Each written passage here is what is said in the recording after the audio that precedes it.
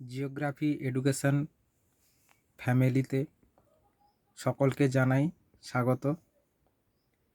আজকে আমি তোমাদের ক্লাস 7-এর মডেল কোশ্চেন পেপার 3 ভূগোলের মডেল কোশ্চেন পেপার 3 সলভ করে দেখাবো।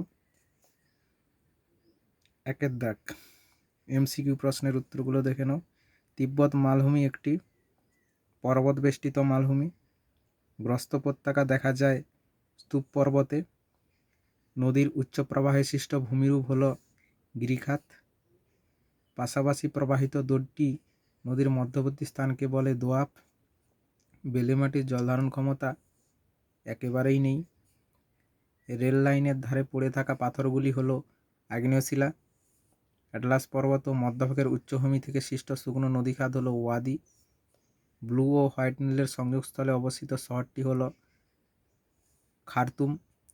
অ্যাটলাস পর্বতমালার সর্বোচ্চ শৃঙ্গ হল মাউন্ট তৌবকল। আফ্রিকার দক্ষিণ দিকে অবস্থিত মরুভূমিটি হল কালাহারি। ইউরোপের আল্পস একটি নবীন ভঙ্গিল পর্বত।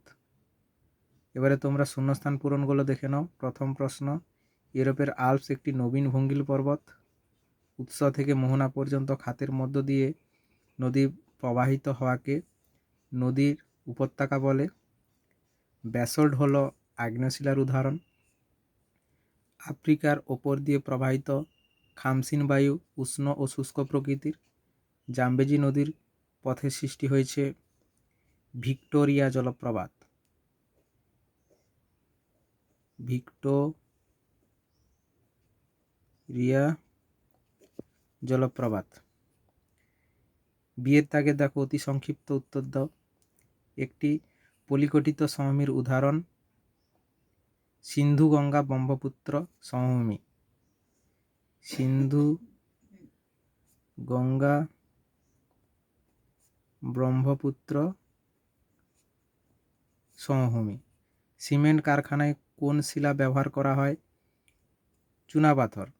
মৃত্তিকা সৃষ্টির প্রক্রিয়াকে কি বলে? এই উত্তরটা পাওয়া যায়নি। যদি তোমরা পেয়ে থাকো এটা কমেন্ট করে জানিও। ক্যারাভেন কি? 118 পেজের টেস্ট বইয়ের 118 পেজে তোমরা পেয়ে যাবে। পৃথিবীর দীর্ঘতম খাল কোনটি? সুয়েজ খাল। মরু অঞ্চলের শুকনো নদী খাতকে কি বলে? ওয়াদি। ভূমধ্যসাগরের চাবিকাঠি কাকে বলে? জিব্রাল্টার প্রণালীকে। এরপরের 3-এর দাগের সংক্ষিপ্ত উত্তর দাও। এই প্রশ্নগুলির উত্তর রায়মার্টিন সহায়িকা এবং টেস্ট বইয়ে পেজ লেখা আছে, এগুলো তোমরা দেখে নাও।